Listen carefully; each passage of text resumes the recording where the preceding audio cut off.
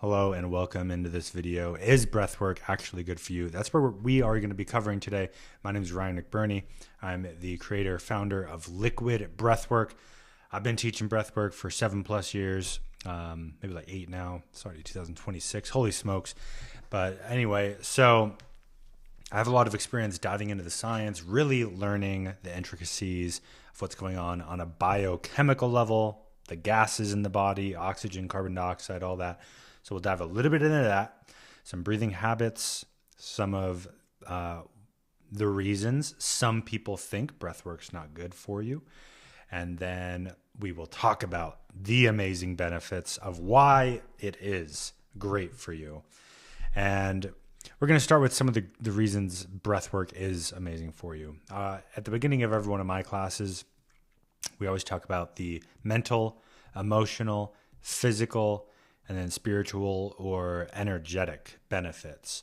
So we'll just start on like a mental, emotional. Sometimes it's hard to really separate those two, but more specifically, just mental breathwork can really increase creativity and also problem solving, getting a lot more clarity on things. If you have something going on in your life, sometimes it helps create more perspective. You're able to kind of view things a little bit more objectively from a higher perspective, I would say. So it's great from that standpoint. And then, mental, emotional, if you're feeling stress, overwhelm, anxiety, breathwork can be an incredible tool for those things specifically. And a lot of people feel those: stress, anxiety, overwhelm, chronic stress, fatigue, breath work. We get to the body, the physiology of the nervous system. Breath work is really designed to reset your nervous system. If you don't even know, let's just start here. If you don't know what breath work is, right? Very simply put, it's hyperventilation, breathing in excess for a few minutes, maybe 30 breaths, maybe 3 minutes, maybe 5 or more, followed by periods of breath holds, right? And you can go straight into an in-breath hold, or you can do an out-breath hold for a minute or two or more into an in-breath hold, right? So 2 different types of holds. You always follow those rounds of breathing with those rounds of overbreathing, hyperventilation. So that's what breath work is. And we're not just breathing air in and air out. One massive thing that's being affected here while we're doing this practice is the nervous system. The nervous system, fight or flight, rest and relax, the 2, most commonly understood phases of the nervous system. We exist on a spectrum as far as the nervous system goes, but some people get in this chronic fight or flight, chronic stress, right? And then if you're in that long enough, we get fatigue that sets in. But if we're stuck in this fight or flight, it's like we can't get out of it. It's kind of this self-perpetuating cycle because the nervous system's in that state. Downstream, it affects our hormones. It affects our breathing, makes us breathe in a way that actually is like a negative feedback loop to keep us in that nervous system state. So when we do breath work, we hyperventilate, we charge things up, and then we do these out breath holds. We find this stillness, this calm, recentering, recalibrating the nervous system. We create a little bit of stress with that hyperventilation, and then we come back to center. And it'll even swing all the way to the other side. It swings that pendulum. People often say after they finish one of our classes, like, that's the most relaxed I've ever felt. I didn't know how much I needed this. All sorts of things like that. People come in thinking, oh, I want to relieve stress a little bit, or, I have a lot of anxiety, my mind's overactive. And they're shocked at how drastically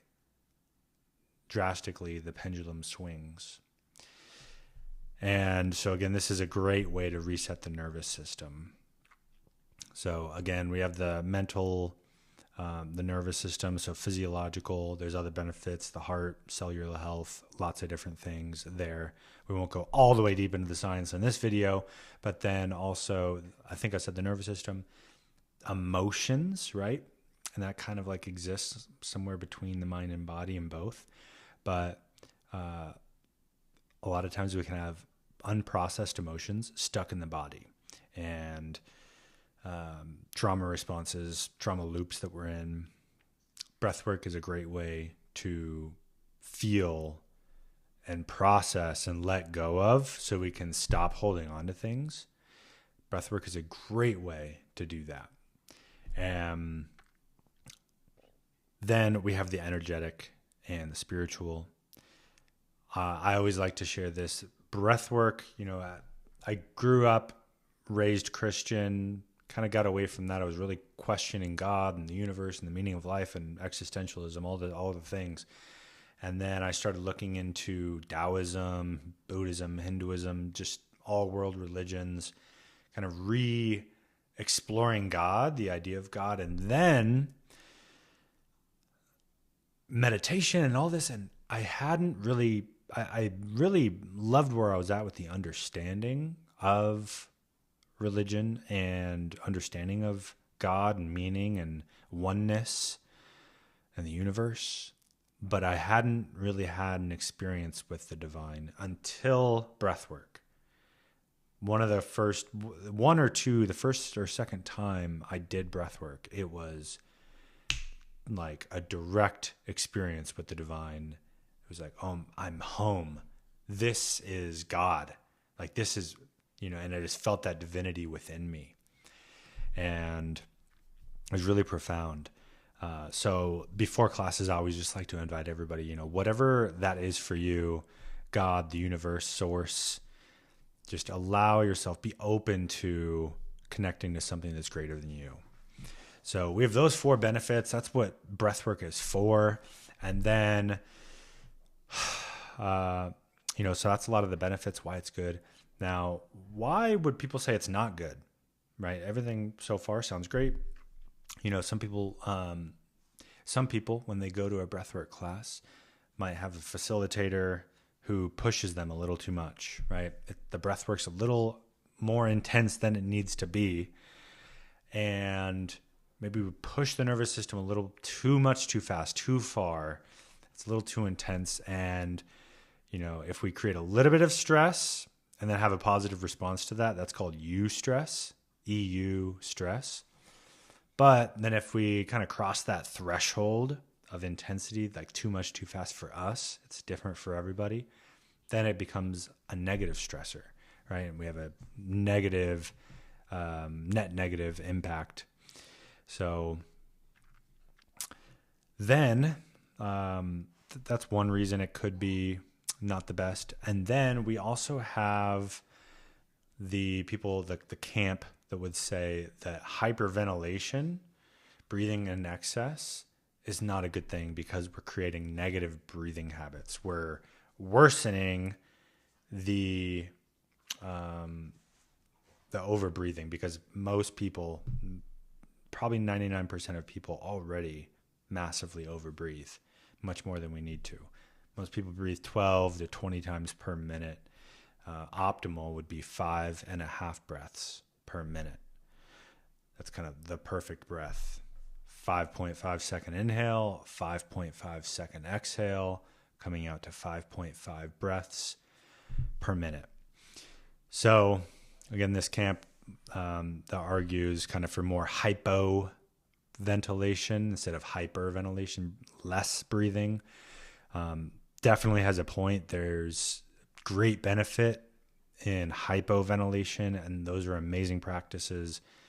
Doing heart coherent breathing,